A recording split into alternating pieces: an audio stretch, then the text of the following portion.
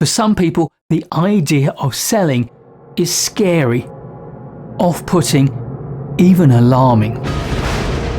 But as a manager, you may sometimes be called upon to sell your organization's products or services. But don't worry, there is a straightforward process to help you.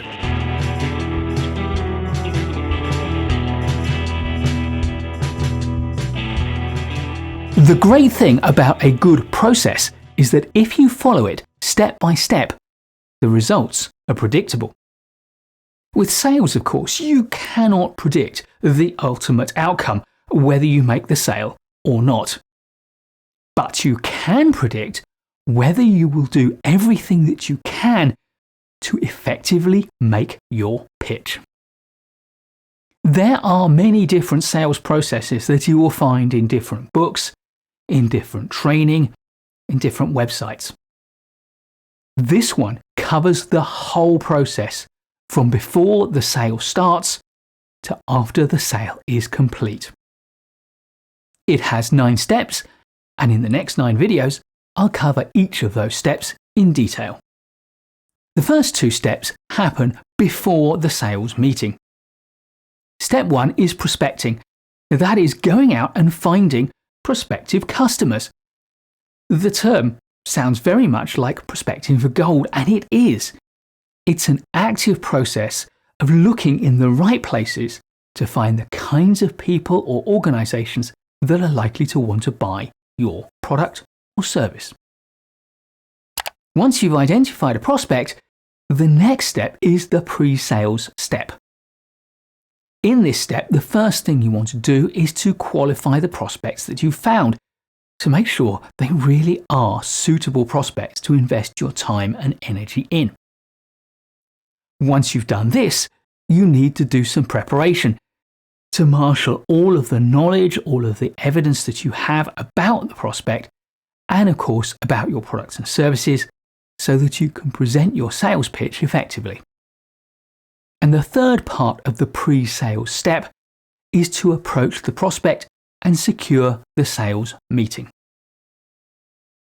I'm going to break the sales meeting process itself into 6 steps, which will be steps 3 to 8.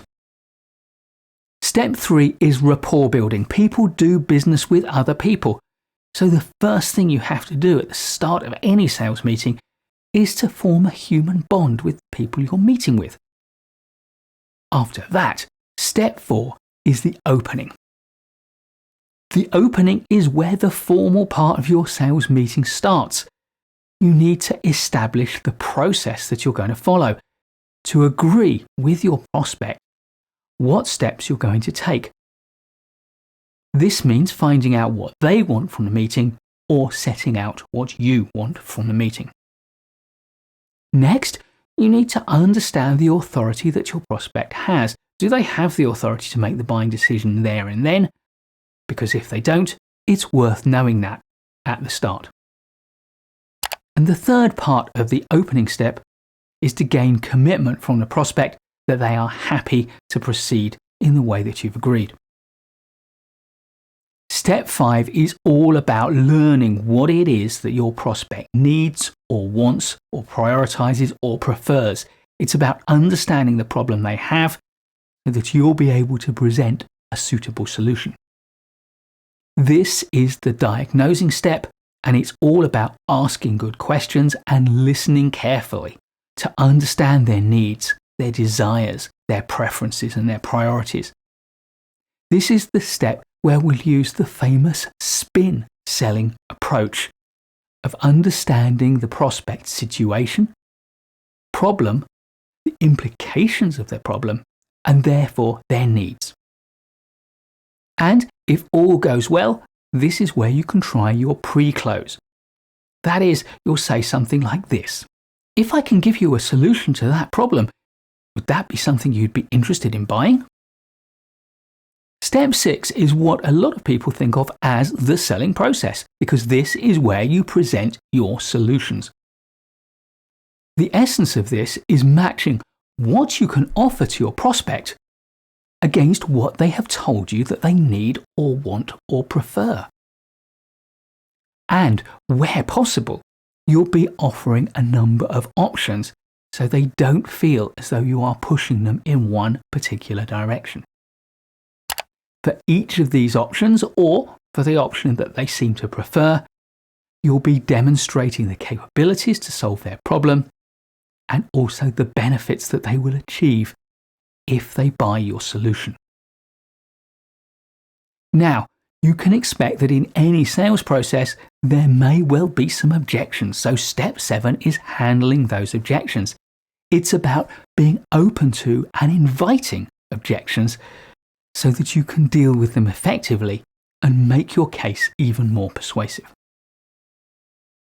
When you've exhausted all of the objections and handled them all effectively, now it's time to seek commitment from your prospect to buy your product or service. First, you'll make some final checks to ensure that they are completely satisfied with the way that you've handled their objections. And if they are, you'll summarize the key points, the benefits of the solution you're proposing. And then you will go for a close. You will ask them for the sale. When you've closed the sale and your prospect has become a customer or a client, it's not yet the end of the sales process, because the final step is after the sale.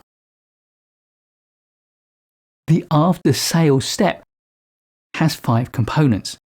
First, it's making sure you receive payment. And second, it's making sure you deliver the products or services that you've committed to deliver. Third, you need to take responsibility for making sure they get the customer care that they bought and that they can legitimately expect. And there may also be service and maintenance requirements. After the sale, your job as a salesperson is to act as the advocate for your customer to make sure they get the best from your organization, because the final part of the after-sales step is to cultivate your relationship so that when this customer needs something else that you can provide, they will look to you as a preferred supplier. Yes, sales can be a little scary for some people. It's not in everybody's comfort zone. But whether it is or isn't in your comfort zone, be assured that if you follow a simple process, an effective process like the 9 steps I've laid out, it will make your life easy by making sure that you do everything and forget nothing. Please do give this video a like if you've enjoyed it or learned from it. I'll be making loads more great management courses videos for you, so please do subscribe to the channel and hit the bell so you don't miss any of them. I look forward to seeing you in the next video, and in the meantime, keep learning.